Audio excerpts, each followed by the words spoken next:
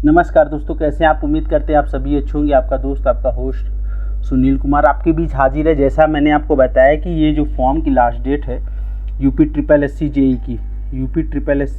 JEE की जो form की लास्ट डेट है वो 7 तारीख को है। ठीक है, 7 जून को ये लास्ट डेट ख़त्म हो जाएगी। तो सबसे पहले तो उन सभी बच्चों से मैं रिक्वेस्ट करना चाहूँगा, उन सभी स्टूडेंट से जिन्होंने अभी तक फॉर्म नहीं भरा है, तो प्लीज़ फॉर्म भर दीजिए। क्योंकि अब लास्ट डेट जब पास में होती है ना तो सर्वर स्लो भी हो जाता है, और उम्मीद है कि ये जो डेट है वो एक्सटेंड नहीं होगी। एक्सटेंड होने के चांस बहुत कम है। ठीक है, एक्सटेंड तो बिल्कुल नहीं होगी, तो इसलिए फॉर्म भर दीजिए। रही बात, बहुत सारे ऐसे स्टूडेंट्स हैं जो पूछ रहे हैं सर कि हमारा ये सर्टिफिकेट चाहे ओबीसी हो। मैंने बहुत, जब फॉर्म नहीं आया था उससे पहले बता दिया था, ओबीसी एससी एसटी का तो सेफ़ है, कोई दिक्कत नहीं। ओबीसी और ईडब्ल्यूएस के लिए दिक्कत थी। ईडब्ल्यूएस के लिए मैंने बताया था कि एकदम इनको लेटेस्ट सर्टिफिकेट दोनों को चाहिए। ठीक है, फॉर्म फिलअप करने के लिए। ओबीसी का तो 3 इयर्स वैलिडेशन होता है, लेकिन ईडब्ल्यूएस का 1 ईयर वैलिडेशन होता है। और इस फॉर्म में इन्होंने 1 अप्रैल के बाद का सर्टिफिकेट मांगा था। ठीक है, अगर आपके पास सपोज दैट नहीं भी है तो सबसे पहले आप फॉर्म भर दो। ठीक है, फॉर्म भर दो, और मैं बताऊंगा कैसे आप बाद में अपडेट कर सकते हो सर्टिफिकेट्स को लेके सारी चीज़ें। क्योंकि इनका जो मॉडिफिकेशन का डेट है वो 14 तारीख तक का है। 14 जून तक का इन्होंने समय दिया है, और अप्लाई अभी कर दो। ठीक है, या आपने अप्लाई कर दिया होगा, नहीं आया तो सबसे पहले आप फॉर्म भर दो, बाद में मॉडिफाई कर देना। ठीक है, सबसे पहले ज़रूरी फॉर्म भरना। पता चला आप फॉर्म ही नहीं भर पाए ये कैटेगरी सर्टिफिकेट के चक्कर में, ये सारी चीज़ें बाद में डीवी के समय सुलझा ली जाती हैं। तो सबसे पहले आप फॉर्म भर दो। ठीक है, फॉर्म भर दो। ठीक, और दूसरी जो सबसे ज़्यादा इस समय टेंशन है लोगों को, वो पूछ रहे हैं सर कि ये देखिए, एक सामान्य चयन है, ठीक है, एक विशेष चयन है।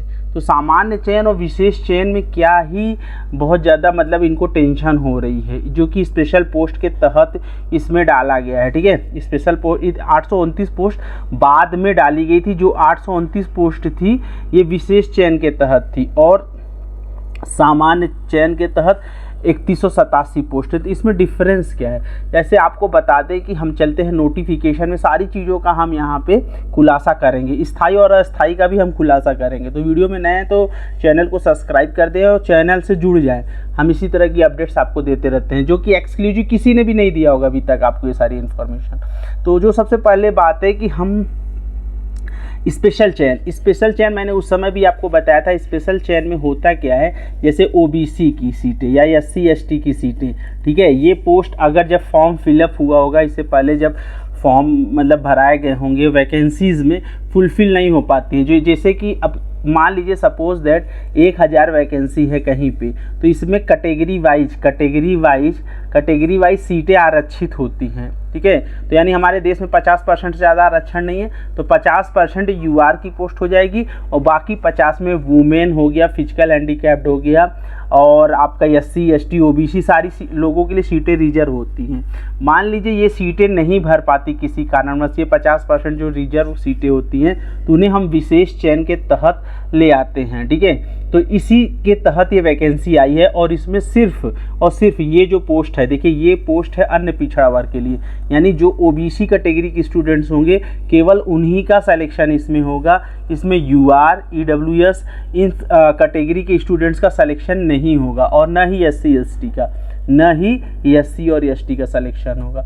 और एक ये पोस्ट देखिए 247 पोस्ट जो है वो एससी की है। ठीक है, ये पोस्ट एससी की है, तो इसमें किसी भी कैटेगरी का नहीं होगा, ओनली वन एससी कैटेगरी के जो स्टूडेंट्स हैं उन्हीं का सिलेक्शन, एसटी का भी नहीं होगा, केवल एससी का सिलेक्शन 247 पोस्ट पे होगा, और 473 पोस्ट पे ये।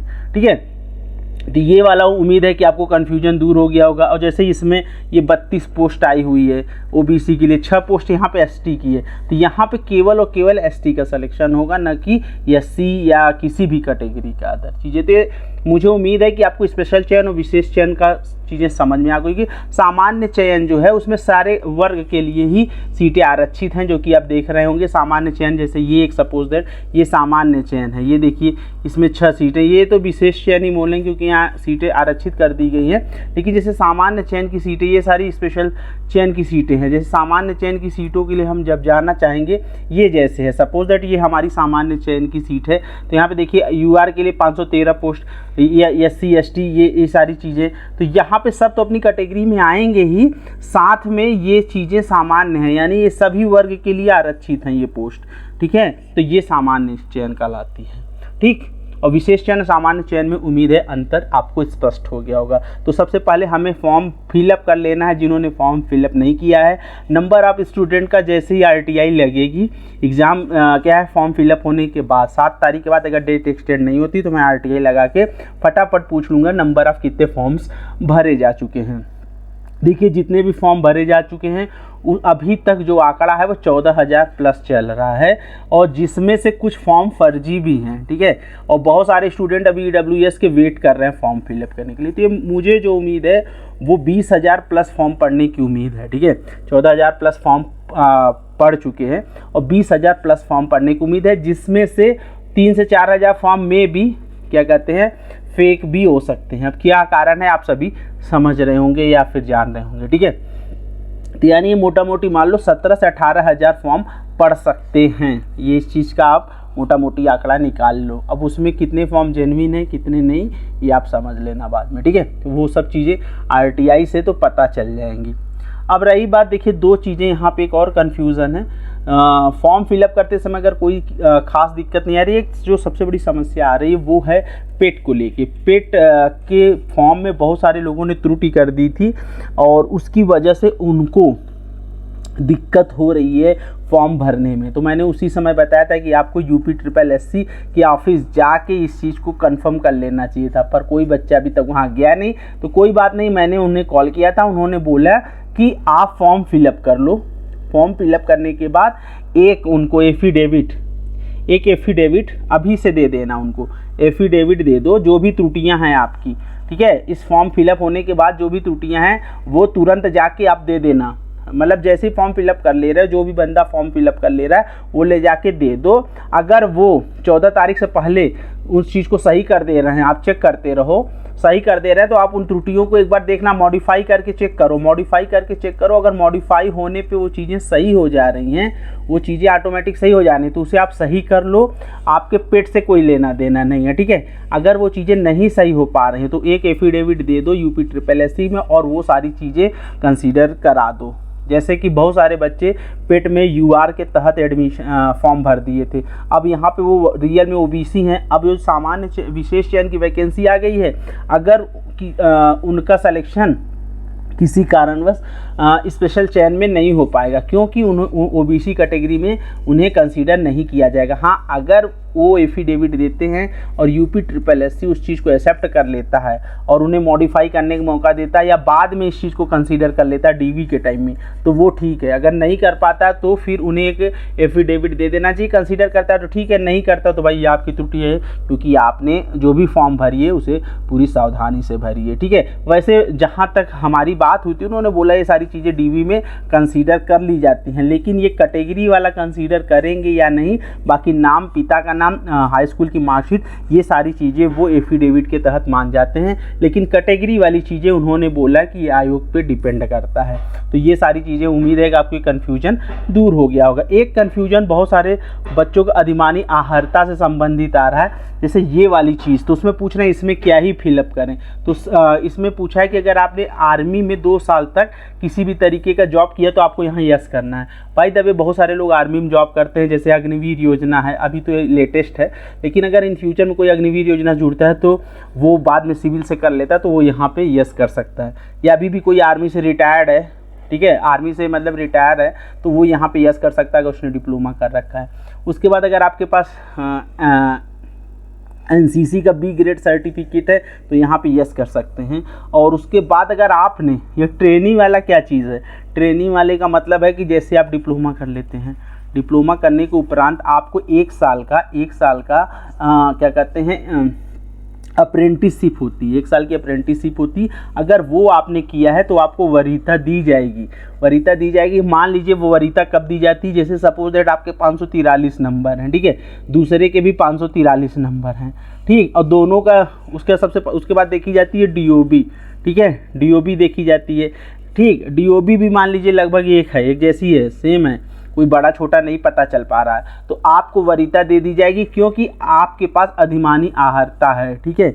मान लीजिए किसी के 643 आ गए और कि दूसरे के भी 643 आ गए, दोनों मार्क्स बराबर हैं, तो यहाँ पे अधिमानी आहारता के तहत इसको वरीयता दे दी जाएगी जिसके पास ये ट्रेनी सर्टिफिकेट होगा। अगर आपने ये अप्रेंटिसशिप किया तो इसको जरूर ही यस कीजिए, आपको बेनिफिट देखने को मिल सकता है अगर मार्क्स इक्वल होते हैं। ये लक बाई चांस वाले गेम है। अब हम बात कर लेते हैं मॉडिफिकेशन कैसे करेंगे, बहुत सारे पूछ रहे हैं और ये एक इम्पॉर्टेंट चीज़ है। तो चलिए हम चलते हैं, सबसे पहले आपको ले चलेंगे कंप्यूटर स्क्रीन पे।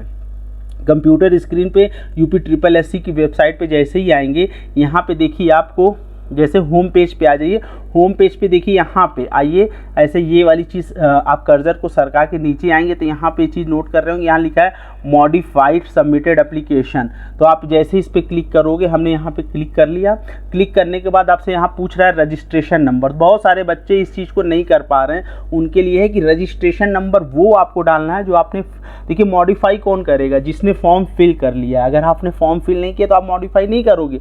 सबसे पहले अपना फॉर्म यहाँ पे रजिस्ट्रेशन नंबर डालो, ठीक है, और यहाँ पे आपका डेट ऑफ बर्थ डालो। डेट ऑफ बर्थ डाल देने के बाद यहाँ पे अपना रजिस्टर, अपना मोबाइल नंबर डाल देना है और यहाँ पे आपको कैप्चा डाल देना है, कैप्चा डाल देना है। उसके बाद यहाँ पे क्लिक करना है प्रोसीड पे। प्रोसीड पे जैसे ही क्लिक करेंगे तो ये सारी चीज़ें जैसे ही डाले रहेंगे तो वही फॉर्म खुल जाएगा जो आपको खुलना चाहिए, और रजिस्ट्रेशन नंबर वही डालना है जो आपने फॉर्म फिल करते समय मिला हुआ होगा, ठीक है, वही फॉर्म नंबर जो अभी लेटेस्ट में आपको फॉर्म फिल करने के बाद मिला है। तो चलिए दिखाते हैं कंप्यूटर स्क्रीन पे कैसे सारी चीज़ें होंगी, ठीक है। तो अब हम चलते हैं मॉडिफिकेशन वाले चीज़ों में। तो सबसे पहले जब आप यहाँ पे सारी चीज़ें डाल लोगे, ठीक है, जैसे यहाँ पे इन्होंने फिल कर लिया ये सारी चीज़ें, फिल करने के उपरांत ये देखिए यहाँ पे इन्होंने अपनी कैटेगरी या डेट ऑफ बर्थ ये सारी चीज़ें फिल करके जैसे ही प्रोसीड करोगे लॉगिन के बाद, ये हमारी ये वेबसाइट है, यहाँ से आने के बाद हम यहाँ पे क्लिक कर लिए तो ये वाला पेज ओपन हो जाएगा। सबसे पहले आपको तो UPSSC में अभी आपने जो चॉइस फिलअप किया हुआ है वो फिलअप हो जाएगा, यानी जो जो वैकेंसी हैं, जो जो जेई की जो वैकेंसी हैं कि जिसमें आपकी अधिमानी आहारता है वो सारी चीज़ें यहाँ पे खुल जाएंगी, ठीक है। खुलने के बाद आपको जैसे ही नेक्स्ट करोगे उसमें अगर कोई बदलाव करना है तो उसको कर देना, फिर उसके आप बाद ये वाला हिस्सा खुल जाएगा जिसमें आपका नाम और सारी चीज़ें यहाँ पे मेंशन की होंगी, ठीक है, और आपकी चॉइस भी यहाँ से आप चेंज कर सकते हो, ये सारी चीज़ें यहाँ से चेंज कर सकते हो। उसके बाद आपको ये चीज़ें अगर अपडेट करनी है, ये देखिए आपका ए सर्टिफिकेट है, रेजिडेंट सर्टिफिकेट है, ये सारी चीज़ें भी अपडेट करनी है तो यहाँ से ये सारी चीज़ें भी अपडेट हो जाएंगी। उसके बाद ये वाला हिस्सा ही वहाँ पे खुलता है तो यहाँ पे अपने हिसाब से आप यहाँ पे चॉइस फिलअप कर सकते हो, ठीक है। चॉइस फिलअप करने के उपरांत जैसे ये चीज़ें हैं, ये सारी चीज़ें हैं, चॉइस फिलअप करने के बाद ये सारी चीज़ें आप कर सकते हो। फ़ोटो चेंज करना चाहो तो फ़ोटो चेंज कर सकते हो, लेकिन इसमें फ़ोटो चेंज नहीं हो पाएगी क्योंकि इसमें जो पेट के रजिस्ट्रेशन नंबर में पेट में जो रजिस्टर्ड फ़ोटो थी और सिग्नेचर था वही अपलोड है तो उसको हम चेंज नहीं कर सकते। बाकी सारी डिटेल्स आप चेंज कर सकते हो, ठीक है, जो कि चेंज किया जा सकता है, जैसे कि आपका कैटेगरी सर्टिफिकेट चेंज कर सकते हो, अपनी फिलिंग चॉइस चेंज कर सकते हो। बहुत सारे बच्चों ने चॉइस चेंज कर रखा है तो उसको आप चेंज कर सकते हो, ठीक है। वीडियो थोड़ा लंबा हो रहा है, अभी स्थाई और अस्थाई की बातें रह गई हैं वो एकदम क्लियर कर दूंगा, टेंशन ना लो, बहुत ही यूनिक तरीके से। तो ये सारी चीज़ें आप यहाँ पे पूरा फिलअप करके और सबमिट कर दोगे। तो जैसे ही सबमिट कर दोगे तो यहाँ पे दिख जाएगा कि आपने मॉडिफाई कर लिया है, यहाँ पे लिख के आ जाएगा मॉडिफाई। उसके बाद उसे आप सेव कर लो, ठीक है, इस तरह का आएगा, सेव कर लो, यहाँ पे आ जाएगा कि किस तारीख को आपने मॉडिफाई किया, सेव कर लो, एप्लीकेशन सेव कर लो।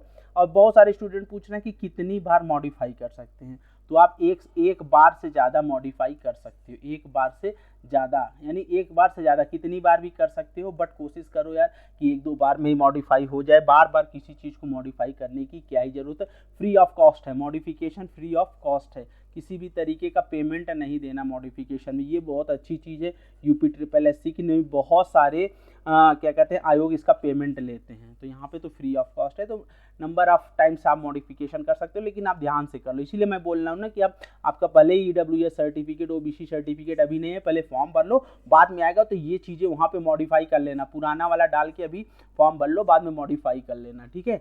ये सारी चीज़ें आपको क्लियर हो गई। अगर किसी का चॉइस गड़बड़ हो गया, उसने चॉइस सही से नहीं भरा है, या हाई स्कूल या मार्कशीट, या फिर आपने अपने डिप्लोमा सर्टिफिकेट्स की मार्क्स शीट का सही से डिटेल नहीं भरा, तो वो मॉडिफाई कर ले, क्योंकि बार बार मॉडिफाई करने का मौका मिल रहा है तो हो सकता है कि बाद में DV के समय आपकी एक्सक्यूज न सुनी जाए।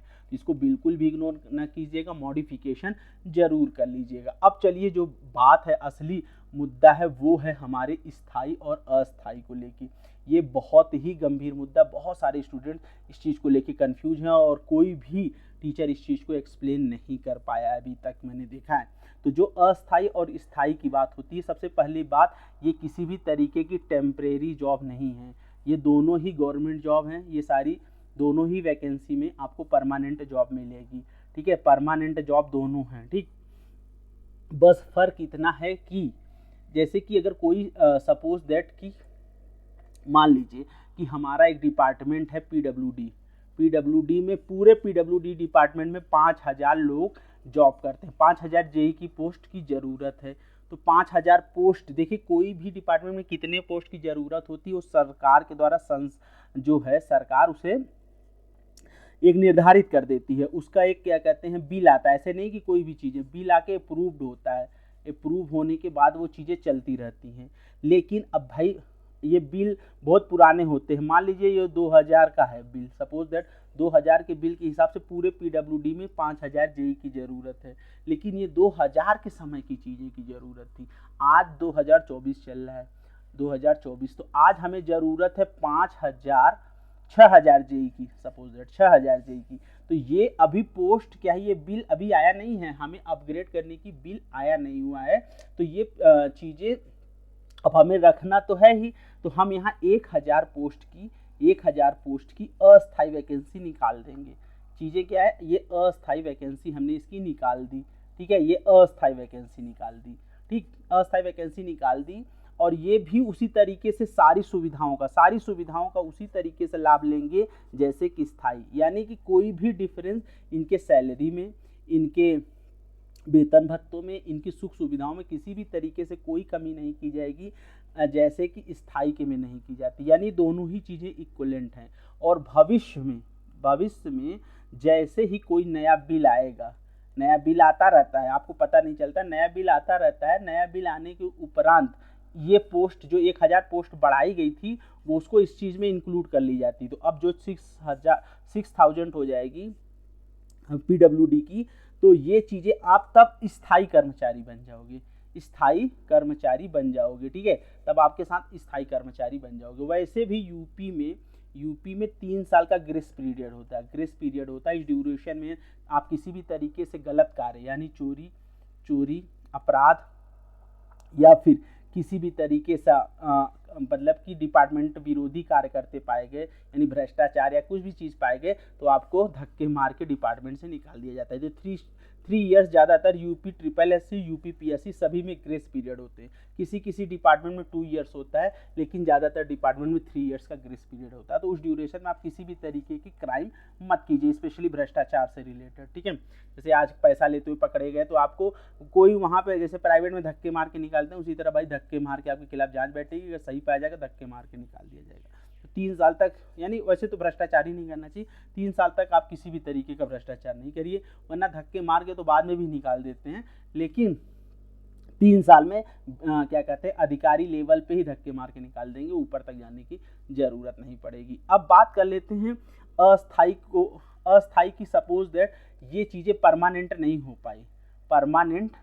हो पाई, तो आपको इस जगह से उठा के, मान लीजिए इरिगेशन में ज़रूरत है, इरिगेशन इंजीनियरिंग में जेई की ज़रूरत है, तो आपको पीडब्ल्यूडी से उठा के इरिगेशन इंजीनियरिंग में कर दिया जाएगा, आपको नौकरी से नहीं निकाला जाएगा। सबसे पहली बात, जो अस्थायी नौकरी होती है उसे नौकरी से कभी नहीं निकाला जाता, जैसे परमानेंट होते हैं उसी तरह ये रहते हैं। इनका डिपार्टमेंट चेंज करने के राइट्स होते हैं, क्योंकि मान लीजिए कि ये चीज़ें परमानेंट नहीं हो पाई, सपोज दैट उसे हो जाती है परमानेंट, लेकिन नहीं हो पाई तो उनको किसी दूसरे डिपार्टमेंट में ज़रूरत है तो वहाँ पे भेज देंगे। वहाँ पर अगर स्थायी पोस्ट है तो आपको स्थायी बना दिया जाएगा, अस्थायी है तो फिर भी वहाँ पर अस्थायी की तरह रहेंगे। मान लीजिए फिर बाद में इनको फिर पीडब्ल्यूडी में ज़रूरत है तो फिर आपको पीडब्ल्यूडी में भेज सकते हैं, ठीक है। तो ये चीज़ें आपको कन्फ्यूजन दूर हो गई होगी। अब जो रही बात स्थायी की, मान लीजिए कोई स्थायी बंदा हो गया, स्थायी जॉब में चला गया, जैसे कि इरिगेशन में स्थायी जॉब निकली है, तो वो बंदा जीवन भर इरिगेशन में रहेगा, जब तक वो रिटायर्ड नहीं हो जाता तब तक उसे इरिगेशन में ही रहना पड़ेगा। लेकिन अभी क्या है, गवर्नमेंट की एक पॉलिसी चल रही है, वो अपग्रेडेशन की बात हो रही है कि अब कई मतलब मूविंग कर रहे हैं। अभी तो जेई लेवल पे मूविंग नहीं हुई है, लेकिन एई लेवल पे मूविंग देखने को मिली है, तो भविष्य में हो सकता है जेई लेवल को भी मूविंग किया जाए। जैसे कि आजकल कई नए डिपार्टमेंट पैदा मतलब बना दिए जा रहे हैं, पीडब्ल्यूडी के कई छोटे छोटे पार्ट्स करके डिपार्टमेंट बनाए गए हैं। तो ये वाले जो मतलब इरिगेशन में जेई हैं या जो भी एई हैं, उनको पीडब्ल्यूडी के उस डिपार्टमेंट में पर्टिकुलर डिपार्टमेंट का इंचार्ज बना के भेजा जा रहा है। एई में ऐसी चीज़ें देखने को मिली हैं, तो हो सकता है कि जेई में ये सारी चीज़ें देखने को मिल जाएँ। तो अभी स्थायी और अस्थायी का टेंशन उम्मीद है कि आपको दूर हो गया होगा। दोनों चीज़ें ही परमानेंट हैं, बस फ़र्क इतना है कि वो चीज़ें अभी उस डिपार्टमेंट के लिए क्या कहते हैं, आप परमानेंट नहीं हो, क्योंकि ये सरकार के लिए तो आपकी नौकरी परमानेंट है, पर उस डिपार्टमेंट के लिए आप परमानेंट नहीं हो। आपको किसी दूसरे डिपार्टमेंट में भी मूव किया जा सकता है। आपके सैलरी में, आपकी सुख सुविधाओं में किसी भी तरीके से कोई कटौती नहीं की जाएगी, जैसे कि स्थायी के में नहीं की जाती है। तो ये सारी कन्फ्यूजन उम्मीद है आपको दूर हो गई होगी। और फॉर्म फटाफट भर लो, क्योंकि जो लास्ट डेट है वो बहुत ज़्यादा नज़दीक है। 7 तारीख तक लास्ट डेट है इसकी, ठीक है। तो बहुत ज़्यादा नज़दीक ही है, और गर्मी बहुत ज़्यादा पड़ रही है, करीब 45 से 46 डिग्री। तो फटाफट सुबह या शाम को किसी भी समय सर्वर पे जाके इसको फटाफट भर लो, क्योंकि सर्वर अगर स्लो हो गया तो कोई सुनने वाला नहीं है। क्योंकि आपको पता है इलेक्शन चल रहा है, 4 तारीख को काउंटिंग है, तो अधिकारी बहुत ज़्यादा व्यस्त हैं। अब रही बात एक और फटाफट लास्ट बात, और यहीं पे हम बात को ख़त्म करेंगे, जो कि है वैकेंसी बढ़ने की बात। तो अभी तो फिलहाल वैकेंसी बढ़ने के लिए 0% उम्मीद है। अब वैकेंसी नहीं बढ़ेगी। अगर बाय द वे बढ़ती है, 1000 प्लस पोस्ट है हमारे, जैसे हमने वहाँ पे बताया कि हमारी बातचीत हुई थी, तो उन्होंने बताया 1000 प्लस पोस्ट है, और उम्मीद है कि ये 2024 पेट के बेस पे आएगी, ठीक है। अगर किसी कारणवश जेई इलेक्ट्रिकल और मैकेनिकल की वैकेंसी बहुत जल्द ही आने वाली है दोस्तों, ये भी बता दूं, जेई इलेक्ट्रिकल और मैकेनिकल की वैकेंसी बहुत जल्द आने वाली है। अगर उसी के साथ सिविल की वैकेंसी आती है, तो एग्जामिनेशन होने के पहले या एग्जामिनेशन होने के बाद यूपी ट्रिपल एससी के पास राइट्स है, कभी भी इसमें वैकेंसी बढ़ा सकती है, कभी भी घटा सकती है। तो उम्मीद है कि वैकेंसी बढ़ेगी अभी, लेकिन आप 4016 ही मान के प्रिपरेशन करो, ठीक है। अगर बढ़ जाती तो पॉजिटिव चीज़ है, अगर नहीं बढ़ पाती तो कोई बात नहीं। वैसे उम्मीद है कि वैकेंसी नहीं बढ़ेगी, बढ़ जाती तो बहुत अच्छी बात है, ठीक है। और जो नेक्स्ट वैकेंसी वो पेट 2024 के बेस पे देखने को मिलेगी। अब पेट 2024 का फॉर्म जो है अगस्त माह में आने की उम्मीद है, ठीक है। अगस्त माह में आने की उम्मीद है पेट 2024 का फॉर्म, ठीक है। तो बिल्कुल घबराइए नहीं। तो चलिए मिलेंगे एक नई वीडियो में एक नई जानकारी के साथ, तब तक के लिए नमस्कार, जय हिंद दोस्तों। लेकिन अब जैसे कि लास्ट में एक छोटी सी चीज़ छूट गई थी, जो अगस्त माह में आएगा उसका रिजल्ट देर में आएगा, दिसंबर तक। तो दिसंबर से पहले जितनी भी वैकेंसी आएंगी दिसंबर 2024 की, सब पेट 2023 के बेस पे आएंगी। और पेट 2023 के बेस पे अभी लेखपाल और लोअर पीसीएस और साथ में ही जेई मैकेनिकल और इलेक्ट्रिकल की वैकेंसी देखने को मिल सकती है। अगर ये पोस्ट बढ़ जाती है सिविल की, तो एक अच्छी बात होगी। तो चलिए मिलेंगे एक नई वीडियो में एक नई जानकारी के साथ, तब तक के लिए नमस्कार, जय हिंद दोस्तों।